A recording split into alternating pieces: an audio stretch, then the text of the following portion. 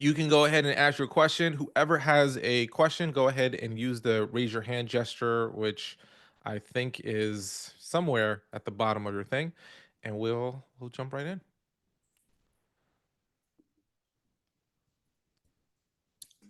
I have a question. Let's jump in. I was looking for the hand raising thing, but I only see where, oh, Yeah, there I it don't is. see it on Okay. mine either. I Now don't know I if they see it. moved it. It's under React. But so I'm still not on Pro just yet. However, for the different codes, when I know that you can do a code for a particular talk. So let's say I've just got off of a call right for our Department of Transportation. So I could do NC dot, right, for their employees. And then so when I do that, if I want them to take a behavioral assessment after I have done the talk, that link goes into, because it says like attached to a gift or something like that. Mhm. Where would I put that? Oh yeah, great question. Let me show you where to do that. I'm gonna jump into my account here. So when you want to put in that behavioral assessment link, what you first want to do is click on codes right here on your left, and this will bring up your codes. Have you already created the code, or do you still need to create it? I still need to create You it. still need to create it. Great. Mhm. So if you when you're creating it, all you want to do is go to create new code, which is this orange Okay. button right here. You can click quick mode or advanced. Let's click advanced just to show you how it starts since you'll be creating it. So you can create like, NYCDOT, whatever you might want to call the code. So you can name it whatever you Okay. like. Mhm. Hit next. And then this is where you're going to start that editing process. But all you have to do is click on all questions. So Okay. if you preview here, click on all questions. And Mhm. if you go down to number 17, where it says bonus and socials, if Mhm. you click on that, number 17 is where you upload your bonus. So all you would do is click on this second option on 17, where you paste in a link, paste in the link to your assessment. And then, I'll just show you if you click right here, preview. So if I type in www.assessment, that's not a real website.com Fine. or whatever it is, then Mhm. that get your bonus link will show up here. And Okay. then they'll also get an email. Just make sure if you want everyone to get an email with the link as well to the assessment, Okay. you want to go to your leads section on the left and go to leads follow up right here. And just make sure all of these are turned on. And then, in addition to getting access to the assessment link at the end of the survey, the Mhm. next morning, they'll also get an email with the link for the assessment as well. Okay. Yeah. Perfect. Yep. And then, yeah, if you go to codes, if you ever Mhm. want to edit your code, Mhm. just go on close and just click on it. And then you can go through step by step, and you can change questions, edit questions, or just go to all questions, go to 17, and then put in whatever you need to put in there. And you're good to go. That's simple. Okay. Thank you. You're There welcome. was another question I had, and it Mhm. slipped my mind as you were speaking. So Oh, I I'll. done threw you off. It's If it okay. comes back to you, let me know. Unless it's gonna, Kind of. don't start thinking you said I got questions. I got Department of whatever might trigger. Go through the train of thought. We'll be here to help. Okay. Thank you. Mhm. You're welcome. Marilee. I have a question. Yes. I'm speaking for a corporate gig, and I don't want to ask if they hire paid speakers. Mhm. How do I undo that? Oh yeah, real simple. So what you do is when you go to your code here, is it a code you already have, or are you creating a new code? I'm going to create a new code. Great. Well, So when you go to create your new code, again, click quick mode or advanced. So we'll just call it front row player, right? Um, then all you want to do is either toggle over here or go to all questions. And you see where it says, do you book speakers right yeah, here? So you click all questions, do you book speakers? I'll just go to preview so you can see it. And you see this eyeball right here? You yeah. just click on that eyeball and it'll remove the do you book speakers question. So if you ever want to remove any question, just click on the eyeball and it'll hide it for that particular code. And if you ever want to unhide it, just click on the eyeball again. Oh, that is easy. Boop. Simple, easy peasy. Okay. All right. Thank you. You're welcome. Marilee. Is it Marilee? It would be Mary Lee. Mary Lee. I knew that. Yeah, no worries. No worries Mary at all. Lee. What's up, Mary Lee? Hey, it was just cool that I got the link today and I had a question. I just did a speaking gig today in the morning and I wanted to ask you, so I've done Talkadot many times. I really love it. But I wanted to ask you, what I noticed is, and it may be how I have the settings set, is that when they give feedback, their names are on there. So let me tell you what I do after a speaking engagement. It's a corporation, so I send the link to them so that they could see the feedback. Mhm. And so what I didn't know is that the names were on there, and I think I do it because I require the names. What I wanted to ask you, in the olden days, I remember seeing where the names weren't on there, like people would give you, so tell me the difference and tell me what to do. Yeah, so just so I can understand your question specifically, is Sorry. it that you want to take the names off or you just want to know why the names are on? Well, both. I think I want to take the names off. Once it's done, it's done. Yeah. Right. I just want to know because I have a speaking gig tomorrow.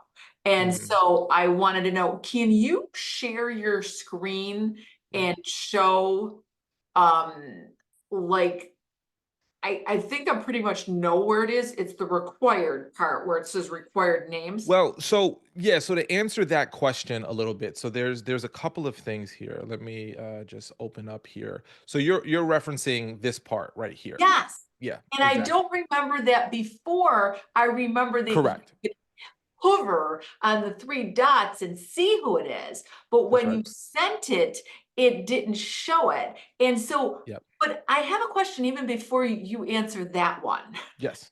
It is it true that when they do the survey that you get permission to use these quotes if they put their name? That is correct. So their name won't show up unless they've given you permission. Okay, So yeah, so anyone so I'm who's okay.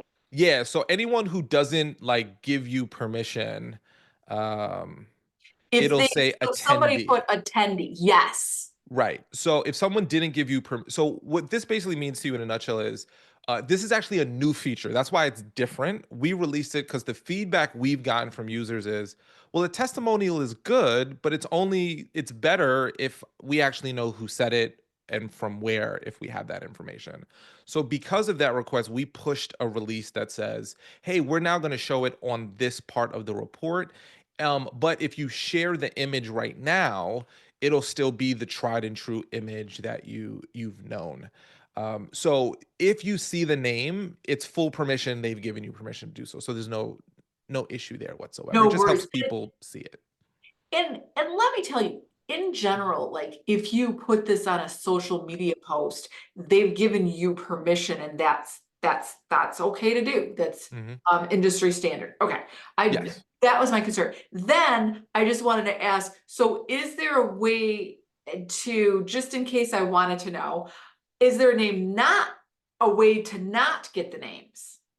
Yeah, so that's a great question. So the way that we created this new release was to put the names on there because we had so many people requesting it. So knowing that you're saying, hey, maybe I don't want the names to show is actually good feedback.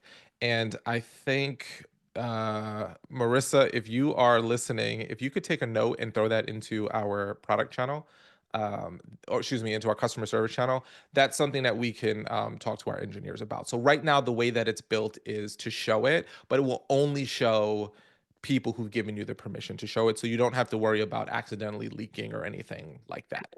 Yeah. Let me ask you then, when you have that, can you go to your Talkadot thing? What Mhm. recently, I never know how to like could you go to one where you're setting it up?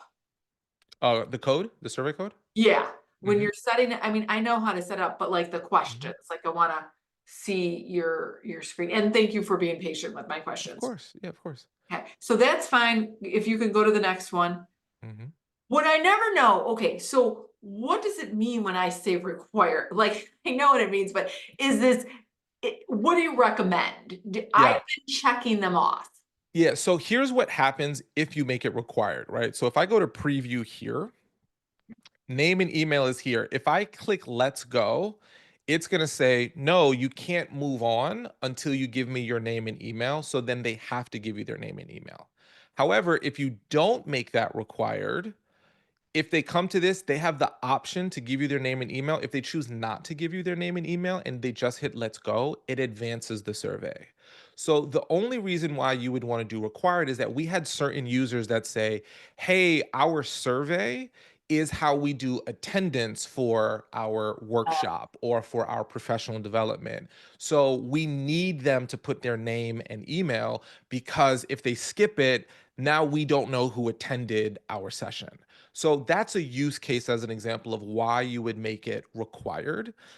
I personally, because unless I'm having an attendance requirement by my client, I usually keep it not required, and I give people the optionality of putting in or not putting in. But again, anyone can put in their information and then uncheck this. And then in the last question here, dupe, oop, not that one. Oh, geez Louise. Where'd you go? It is not that way. We go. So they can check to have their feedback shown publicly, and if they want their name and organization to be included on the public feedback. So if they don't want their name to be included on the public feedback, they can uncheck that and then it'll say attendee. If they do want it to be included on that report, they would check that. So they're opting in to make that happen. So you can feel very confident that you're good to go to share it because they gave you permission. I think I was confused with what that question with the required and what, Yes. now that you explained it, I totally get it, and I feel so much better about the situation because I was concerned about that. Okay, I'm so glad you're here, and I'm so glad we got to make that distinction. So there's two different things there, so you're good to go. So you can, if you want folks to give you their name and email for like attendance, you do it. If you don't, and it's up to you. Again, it's up to the speaker's choice. That's all. Okay, thank you so much. You're welcome so much. Thank you for asking your question. All right, Jasmine, you remembered your question. I did, and I wrote it down. So I wanted to find out Yeah. when we do the testimonials and the report, when we share the report, how do you choose which testimonials you want to include in that report? And then also for the graphic, I felt like I was able to do it maybe like last year sometime, but for some reason I've not been able to choose which testimonials I want to go on the social media graphic and then also for the report. Yeah, I got your back. So here's what you do. Doop, doop. I just gave a talk yesterday. Um, so if you click on the star, so for number one, the way that these show up on your report is in character count order. So your longest testimonials automatically show up first. But I have 191 pieces of feedback here. So if I want to change the order of them. So let's say I go down and it's like, oh, I love this one. I can click on the star function here. And then that Jorge person, you'll now see that that's at the top of my report. So by hitting the star function, it'll move things to the top of your report so you can reorder them with that. Once you do that star function, a couple of things will happen for the social media share. So number one, whatever first 2 to 3 that show up at the top become the ones that show up on your testimonial image. So you'll see that's the one that was the Roar Jorge person. So if you're using this as your place of sharing the testimonial, then whichever ones you click here, and again, it's by character count. So if I've got 2 long ones, so I'm going to unstar these. So like these 2 are pretty long. It probably will do just 2 of them. Yeah, so it'll just do 2. It won't add a third one because there's just not enough physical space. If you want to share an individual testimonial, like just this one, you just click on Mhm. the 3 dots here and then go to download shareable testimonial, and then it'll pop up the testimony and you can download it. Just click to download and you're good to go. Okay, perfect. And then, thank you. You're welcome. And then alignment with the question about names and things of that sort, should I just add their title as a question? Because, as I teach corporate executives functional Spanish. And Mhm. so for the testimonial purposes, for the executives that I'm currently teaching right now, it would be helpful to see kind of what level they're at that have gone through my cohort. So should I just add that as a question? You can 100% add that as a question. Yeah. Okay, So you can just say, hey, what's your title? And then grab that information and you're good to go. Yeah. Super okay. easy. Do you know how to add a question? Or do you want me to show you how to do that? You can show me. I saw Yeah. the option pop up, but I would Yeah. like to Super see you do it. simple. So when you go to your codes here, so let's just take this code. I hit next and then I hit next. At any point, I can click on this button that's add a question. And then you have different options of questions that you can add. So for this one, I would assume open ended and then say, what is your title? And then that's it. Good. Set up. And then you can drag that. So anything that's a custom question will be blue. Anything that's our system generated questions are gray. And again, you can hide or unhide any of those. And then you can drag this and move it wherever you want. So I would recommend putting your title right after contact information. So when I'm Okay, viewing it from a user experience, it's name, email, title, and then I jump into my survey. okay. Thank you. You are welcome. Any more questions? Just write them down and let me know. Jim, you are up. Oh, hi. Can you hear me? I can hear you just fine. Yeah, my name is Jim. I'm actually the executive assistant to Ken Miller. Okay. So yeah, I have a concern on his account Hmm. because um he got like 2 attendees responses from Hmm. his talk I believe last 28th of March, Hmm. and the feedback is not showing on like the recommendations or thoughts about what happened during the talk. So it's not Let me. showing here on the summary. Whose account was it? Let me jump in and take a look with you. Mm-hmm. Ken Miller. Ken Miller. One moment. Mm-hmm. Okay, jumping in. And which talk was it? The Mastermind Live Force Multiplication last March 28th. March. Yeah, okay, gotcha. Okay. Okay, great. So if someone, so you're saying that you're not seeing the actual responses that the people gave, is that correct? Right. Yep. Yeah. So if someone, was this a test or was this an actual presentation that he gave? An actual presentation. Okay. So if someone does not answer the questions, it does not show up. So what probably happened in this situation is that the 2 people that gave the feedback just basically Mm-hmm. said, the quantitative answers, which do you know what the survey looks like, or do you want me to pull it up and show you? Yes, please. Can you Yeah, show I'll me? pull it up and show you. Great. Let's go Because to. I'm not pretty sure if I did it right. Like, putting all those questions on that code. Is there a particular code do you want me to look at the code of that particular account, or I'll just go through this and then I'll show you what it looks like. So if someone All right. hits Thank let's you. go, what's that? Go ahead. I'm sorry. Oh, yeah. So if someone hits let's go and they answer this question and then they answer this question, this question. So these are the quantitative answers that show up in the quantitative feedback. Now, if they don't answer anything here, they're not forced to. So if they decided, oh, I answered there and I was done, or I stopped answering, or anything like that, or if they just decided to hit next and next, it'll take them to the end of the survey. But if they didn't provide an answer, it won't show up. So if you have the quantitative data, which I looked at the account and you do, that means it was set up 100% correctly. It's just that the two people that gave the feedback didn't type any long answers. So there was no long answers to show up. I see. I see. But everything, all of the setup that I made on those on that code are correct, right? Let I mean, the me, questions and everything. yeah, let me just take a little look and make sure. Now I noticed that you locked, did you create all the codes yourself? Yeah, I am not so sure if I did it right. Yeah, so you've what you've done, which is totally fine. Is it okay if I show the inside of the account? Is that okay? The code section? Sure. Great, great. Um, so what you've done is you've created a code for each one of your Mm-hmm. upcoming conferences or upcoming clients, right? Which is totally fine to do, and Right. that's Mm-hmm. totally good.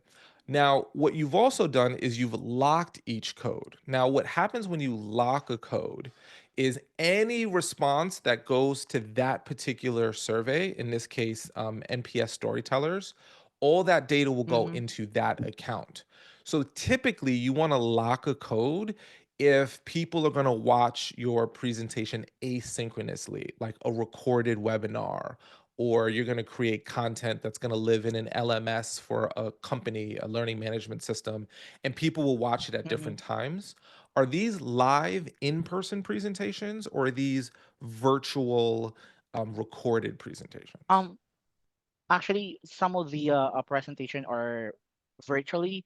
I'm in the on live, like personal. Yeah, so if they're live, then you don't have to lock the code because when you give people the feedback, they're gonna scan the feedback, give you the feedback, and then it's all said and done. If people are gonna do a virtual one and watch it at different times, that's when you want to lock the code. So it's up to your personal preference, but typically you lock a code only for virtual ones that people will watch over long periods of time, and you don't have to lock something for a in-person presentation. So, do you recommend like unlocking all of these codes, You or can, yeah, you 100% can. So the main thing to keep in mind is the way Talkadot was built is you can create a survey once. So let's say you took a different approach. So you created surveys based upon the talk title, but let's say it was just NPS or not NPS. Geez Louise, what is it called? The NLP, geez Louise, like NLP, like let's say it's like NLP for speakers, Mhm. right? Or NLP for executives. You could create that survey code once and then reuse it every single time you do that presentation on NLP. So you don't have to create a new code for each new Right? event you're giving. You can create it once on the topic and reuse the topic. So for example, if you're doing a leadership talk, you can create a code that says leadership, and every time you do that Mm-hmm. talk, as long as you ask the same questions and give away the same bonus, you can reuse it. So you don't have to create a new survey every time you do a new talk. Some of our speakers like to do that because they want the code to be their client's name. So, for example, yesterday I did a presentation for a group called Case. I made my code Case because I wanted to just give them a little extra customer service touch. You don't have to, it's just a personal preference. Now, my question is, how to unlock the code? Yeah, very simple. I'll show you how to do it.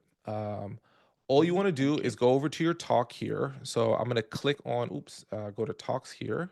Click too quickly. Click on the three dots and go to edit event. Mm-hmm.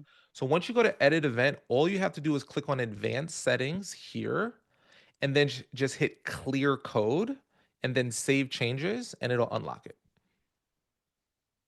Okay, I see. Yep. So super simple. Got So it. if it's a live presentation, I would recommend, unlocking those. If you want to keep Mm-hmm. them locked, it's also okay, but just know that you can't reuse that code. So if you ever reuse it, all of the feedback will go into that one report. So for example, here's what I mean by that. Um, so let's say NPS storytellers, right? So if Mm-hmm. you lock NPS storytellers, if he ever uses that code again, if he ever uses this slide again and someone scans it, it's not going to create a new report. It's going to go into that presentation in March that you lock that code for. So that's why if you're going to reuse a code or use a live presentation, we recommend don't lock it. If you're going to do a recorded one and only use it once for that one recorded session, that's when you lock it. I see. Yeah. Got So what it. I would recommend doing is Thank going you. into any of the talks, clicking on the three dots, go to edit, go to advanced settings, and just hit clear code for anything that's a live presentation. That's what I would do. And anything that's a recorded Zoom, I would keep it locked. Got it. Thank you for that. Cool. Awesome. Thank you for being here for Ken. Ken said he's got a really, really great VA team and executive assistant team. So it's great to meet you. I spoke to Ken and he said great things about his team. So it's wonderful to meet you. Thank you. All right. Any more questions? Or are you good, Jim? Yeah, I'm good. Thank you for answering my questions. All right. You're welcome. Antonio, what's going on? Hey, what's going on? How you doing? I joined a little late, so this question may have already been asked and answered. All good. But I've been with Talkadot for a while, and I've been on the free version, and I've been contemplating going to the paid version. But the thing that has been hindering me is because I just want to clearly understand the ease of going to the paid version in regards to activating my leads and that whole little process. I just want a better understanding of what that looks like and how easy it is. Yeah, absolutely. So basically, the moment you upgrade to Pro, all of the leads that are currently, did you hit your lead limit? Is what I'm assuming happened. Mhm. Yeah. So all of those will automatically unlock for you. There's Mhm. literally, in terms of transitions, it's completely seamless. So once you upgrade to Pro, you'll be able to see all the information. You can go back. You can do the AI generated summaries for any of your presentations that you've done ever. So you can get those summaries. So there's no basically it just unlocks and then you have full flexibility and usability of the tool. So there's no additional steps once you upgrade. Okay, so my next question is, um, I think you guys have some recommended tools to help uh, contact those leads and communicate with those leads. I'm not really sure if that's already built in. If I need to, add something, can you help me understand how that part works? Yeah, absolutely. Great question.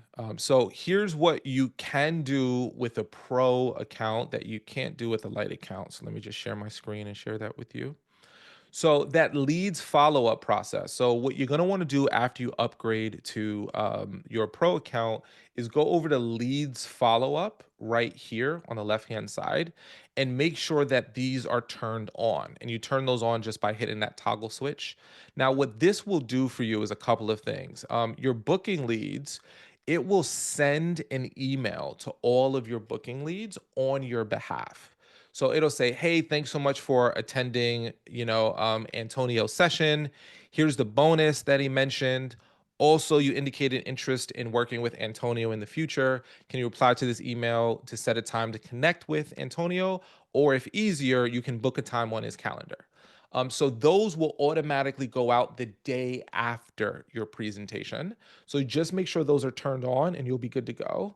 If you want to, you have the opportunity to the reply. So this email is what's called a system generated email. So it comes from Talkadot to the people. But if they hit reply, it goes to whatever email is here. So if you want to change that email, make sure to change that. Mhm. And if you have like a CRM or anywhere anyone else that you want to know who's getting the emails, you can just add them in the BCC field. So as an example, I have my agent added here. So every time a booking email goes out from Talkadot, she gets alerted, and that's how she can start her follow-up process. So if you wanted to add an additional email, the person you're emailing obviously wouldn't see it, but you would have it. Some people put their CRM's email address there so that the moment the booking lead gets sent the email, they also get put into your CRM automatically. So you've got some optionality with how you want to do it. If you want to automate putting your leads into a CRM, you just want to go over your integrations. And if you have speaker flow, you can directly integrate with them. Or if you have like HubSpot or MailChimp or anything else, we use Zapier as our intermediary to basically take it from our account in there. So those are features that will open up for you once you upgrade to Pro as well. Excellent, excellent. Thank you so much. So let me just ask this one question just for clarity. Please. You have, is it Zapier?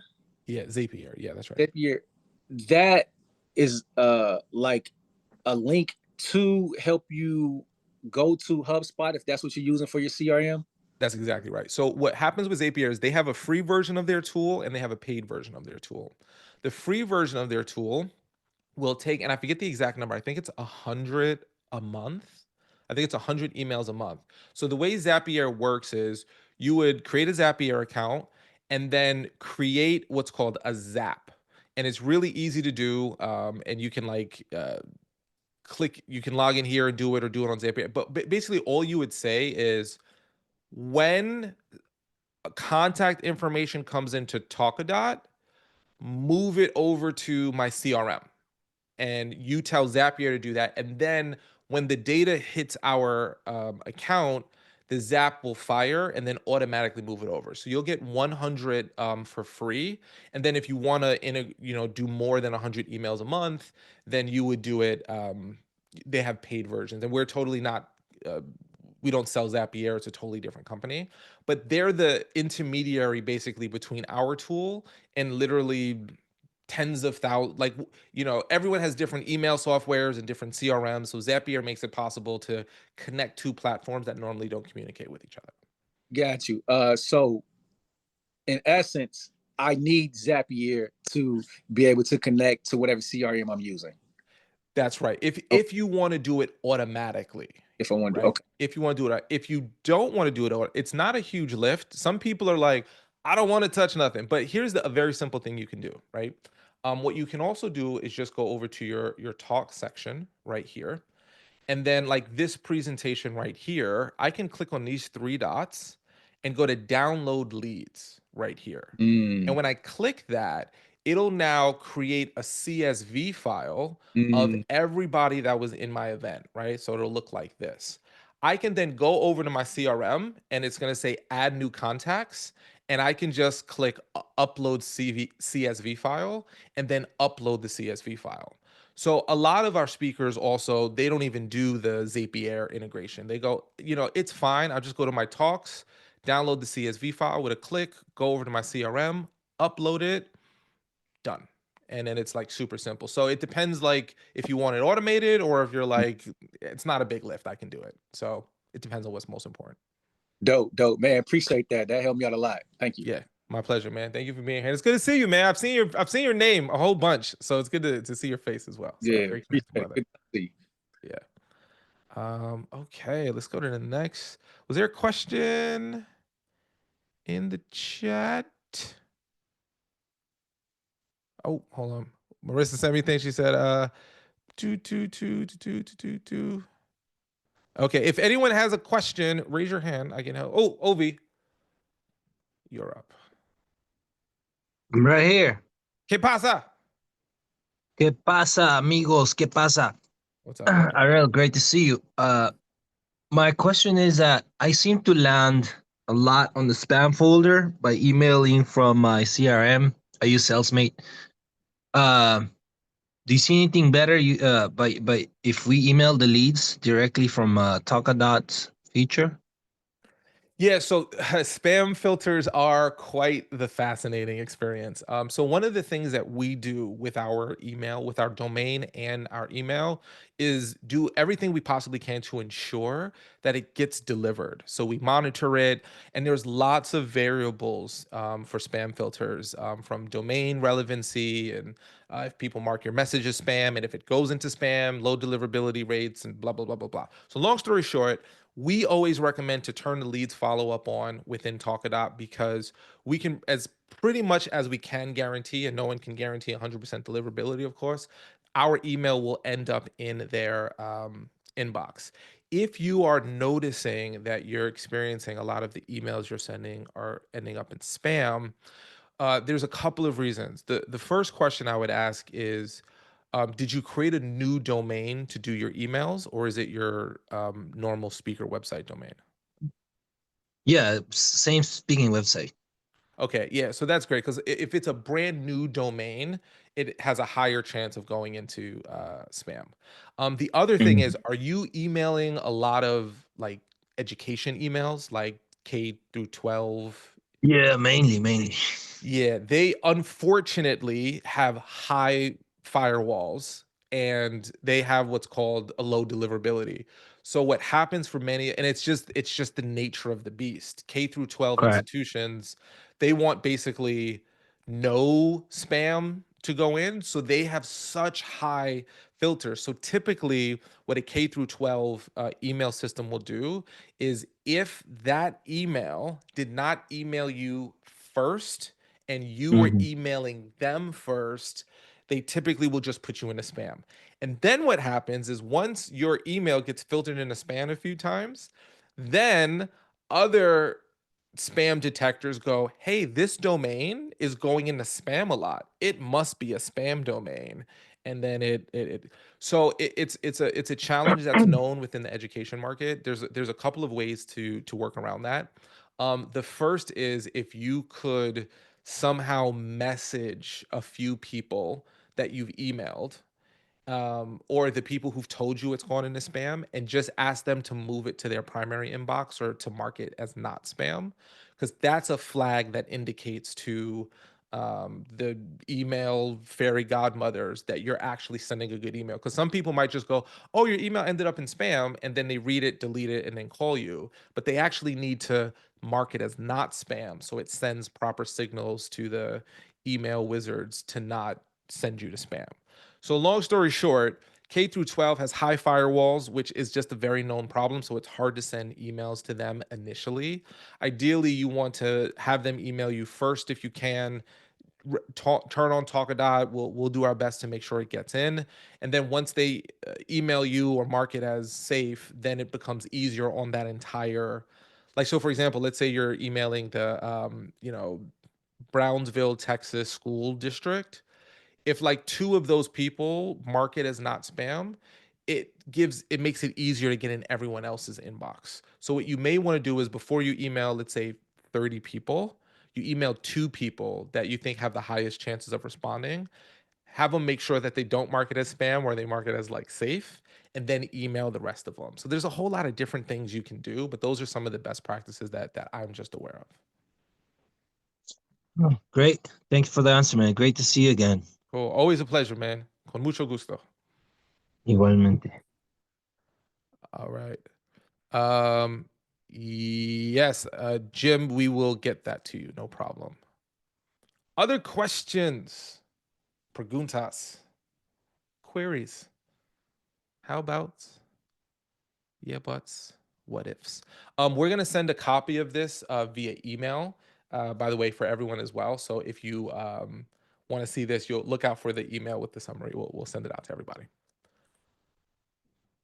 Everyone, make sure. Oh, actually, you know what? I want to make sure everyone has this. Let me pull up the link. We're doing a training tomorrow. So if you are not signed up for it, make sure to sign up for it. It's going to be really, really good. We got some great content. So this is open to the Talkadot community. I put the link in the chat. So if you have any specific questions whatsoever, click on it. It's going to be a really, really great event. We got Neil with a question. Neil, what's up, brother? The I think there's the IRS form in which a organization needs to fill it out to say how much they paid for conferences and meetings. I forget what it's called. But W9? no, it's not W-9. You can go on a website to see what it is. Like it's the form 550 or something like that, or I don't know, 950. But Okay. nonprofits have to show how much they spent on their conferences and meetings.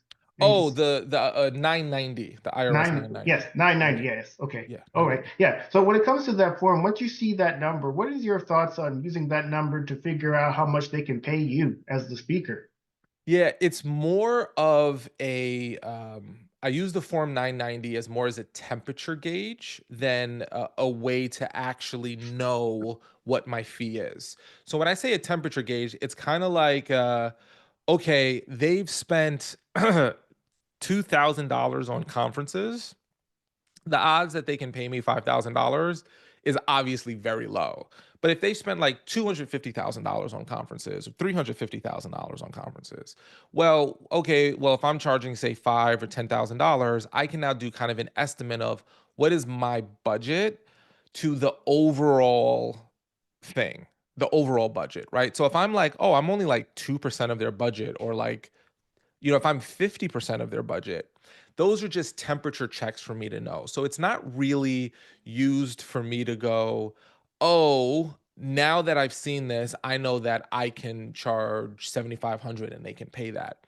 It's more of a, is my fee a small percent of their budget, which is a good sign, or would my fee be a larger percentage of their budget, which could be a bad sign? Now, keep in mind, Neil, I have been surprised. I have 100% been surprised where we looked up a group and I looked at their budget and I was like, there's no way that they're going to be able to afford us. And we quote them and they say yes. So sometimes organizations surprise you. So you should never immediately go, oh, I looked at the 990, their budget is small. It's a hard no. I'm not even going to talk to them. So it's not really that way. It's more of me to get a sense of, if I know nothing about this organization, I'm trying to get a sense of if I feel more confident that they can pay for it. I look at what their overall budget is. I look at what is the percent of their overall budget compared to what I normally charge. And the lower the percentage, the higher confidence I have that it's going to be good. So if they spent $12 million on conferences and I'm charging $10,000, well, that's like 0.01% of their overall budget. I'm not concerned. If they spend $5,000 and my speaking fee is $10,000, I might be significantly over. That might be, a little like harder for them to do, but people always surprise me. So whenever I look at someone's 990 form, it's really more just of a temperature check versus a black and white, now I know what to do because I've seen it. Okay. What would you consider a small percentage? Yeah, so it's very much a gut feeling. I don't have like a hard and fast number, but I like to look at any organization that spends at least a few $100,000 on events and conferences makes me feel comfortable, because then I know that my fee is, at most 10% of what their total fee is, and I feel comfortable with that. So I wish I had a hard and fast rule of like, hey, if your speaking fee is 10% of their overall budget, you're in a good place. It's more of a gut feeling, and typically I'm usually looking for the few 100,000, and then I feel really comfortable that my fee is going to be inconsequential to them. If it's more, like I had one that was like 75,000 was their total budget, and I was like, ooh, I'm going to be like, like a huge percentage of their budget with my speaking fee. I didn't feel confident that they were going to book, and they still booked me, and it wasn't my normal speaking fee. It was a little bit less, but it was significantly close that it was inconsequential to me. So, that it's not the like most direct answer, but it's just kind of how I approach it. So when you saw that number being as low as it was, what made you decide to reach out and quote your fee anyway? I always take a shot on goal. Wayne Gretzky had a quote, and I still live by that: you miss 100% of the shots that you don't take. So, when I'm looking for a 990, typically it's because of a couple of different use cases. Use case one, they filled out a form on my website, or they were a Talkadot lead and they expressed interest in booking me. And now I'm like, okay, cool. Let me see if I'm going to call them to see if we can close something, right? Or my team is going to call them to see if we can close something. So there's some inbound action that they took that I'm responding to. If it's an event that I want to apply to speak at, or if I'm like, ooh, I want to reach out to them, there's a couple of things that I do. The 990 is one of the things that I look at. The other thing that I look at is, who are their past speakers, right? So if I'm reaching out to an organization cold and I want to do some research, sometimes I just reach out to a bunch of people and you're just spraying and praying, right? That happens. We do that.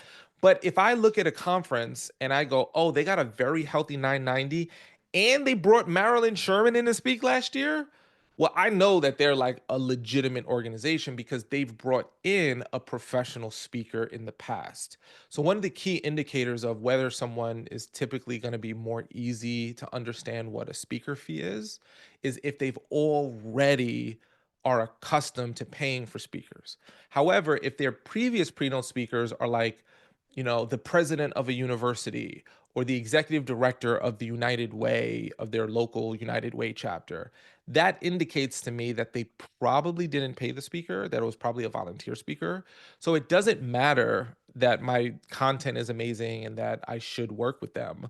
If they're not accustomed to paying for speakers, it's going to be harder to convince them to pay for me. So when I look at someone's 990 and see that they've got a good budget, and I look at their past events and see that they've booked professional speakers, then I feel very confident that this is a high quality opportunity for me to go after.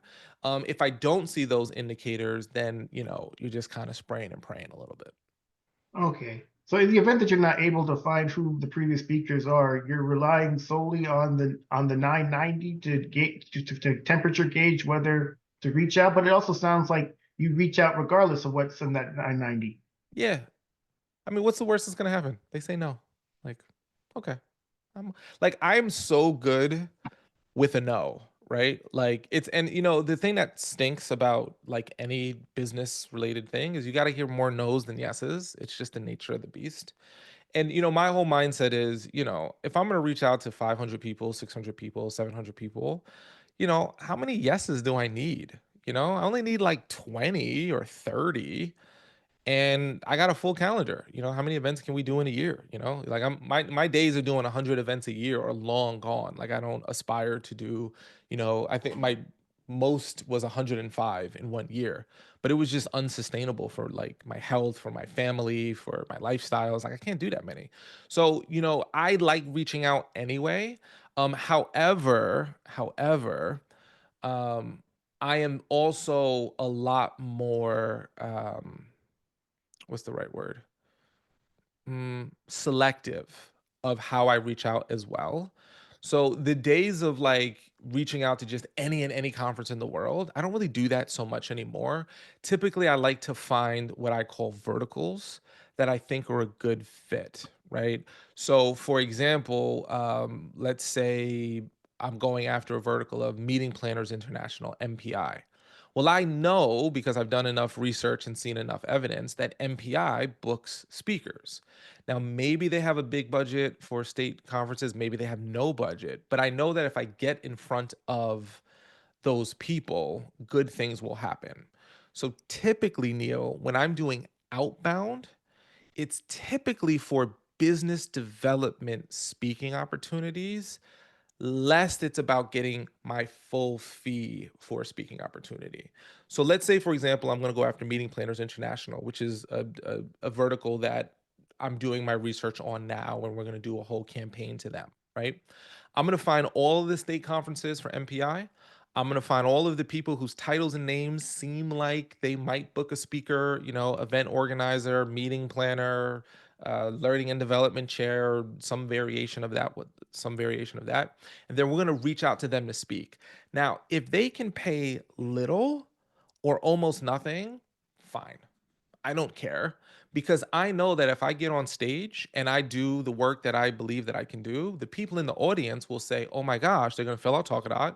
They're going to raise their hand and say, "I want you to come speak at this thing." And then I'm going to book those events for a full fee or as close to full fee as humanly possible. So typically my outbound strategy is more targeting groups that I believe have the potential to get me spin-off business. And by using Talkadot, it'll just automate that process and make it simple for me, versus cold reaching out to people to get a full fee speaking engagement. Because it's just, I found in my speaking business, that's just a harder game to play. I tend to find speaking in front of an audience, having them fill out Talkadot and following up with them is a much better play. So I'll speak at, 4 events a year, 5 events a year that are low fee or no fee, because the opportunity potential is so high. And that's a lot more of how my outbound is nowadays versus just cold outreaching to people to get paid to speak at a full fee. All right. I have another question that's unrelated. Yep. I read this in a blog post. I'm curious to hear your view on it, and anyone else who wants to share. Mhm. Clients seeking a keynote are not just looking for someone to deliver information and results. They want someone who can transform an event into an unforgettable experience. What Mhm. does this mean in practice? It's about the ambiance created during the session, the engagement level of the audience, and the overall impact of the presentation. While the relevance of the message remains important, it often plays a secondary role to the experience itself. What do Yeah. you think? I think that there is a wonderful quote that I think is a great quote that says, who was it? I think it was Dan Kennedy. He said, "Do you have to be funny to be paid as a speaker?" No, he said, "Do you have to be funny to be a professional speaker?" And his answer was, "Only if you want to get paid." And I love that quote because what it means is our content is just one element of who we are as a presenter. The overall experience we provide is that other element. Like, can we like own a stage? Do we get everyone in the room excited about it? So I always think of it as your content is important. How you wrap it, and I internally call it and stacking. As a good speaker, or as my aspiration to be a world class speaker, I want to stack as many ands as I possibly can. I want to be a good storyteller and have good content and have research and tell funny jokes and be charismatic and have good crowd interactions and be easy to work with and right.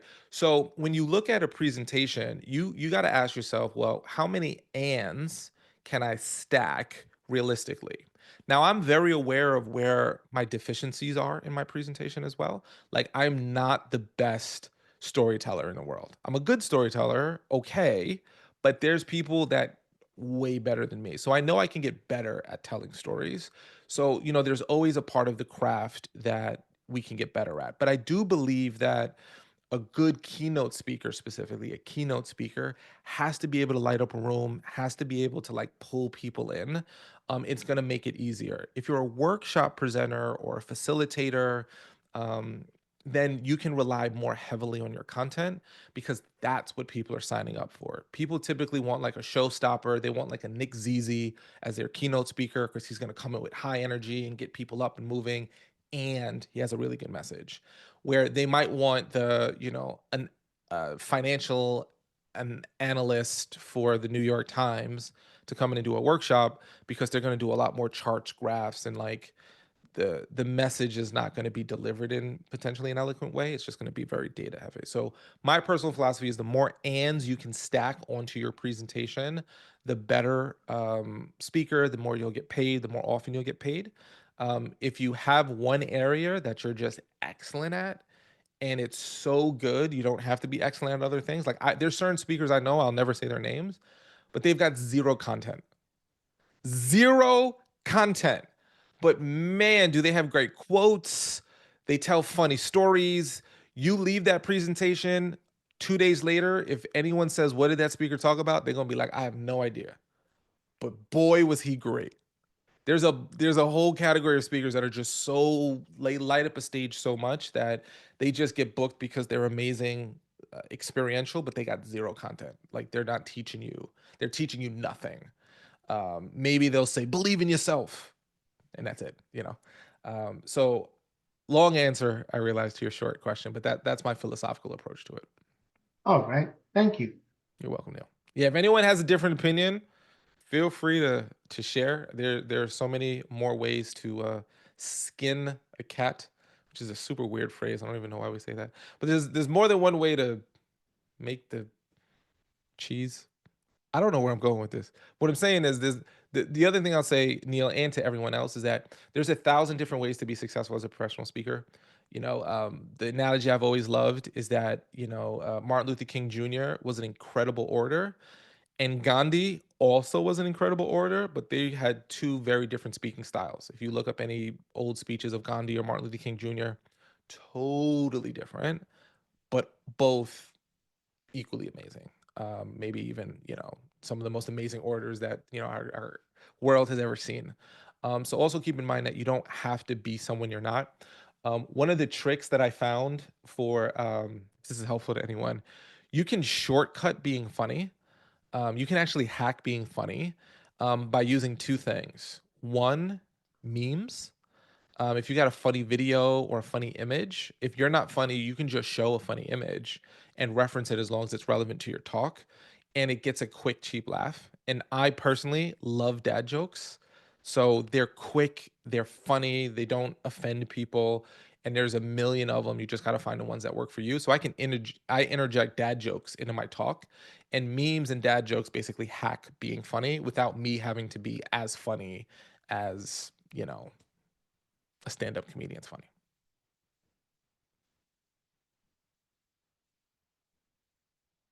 Yes, there's more than one way to bake the lasagna, Justin. Marilyn, are you coming in to say something? I see you unmuting No, yourself I was there. just coming in to say goodbye. All right. Thank you for coming in. Thank you for saying goodbye. Appreciate you being here. Okay, thank you. Peace, peace. Any other questionrinos before we wrap up? We got like 3 minutes here.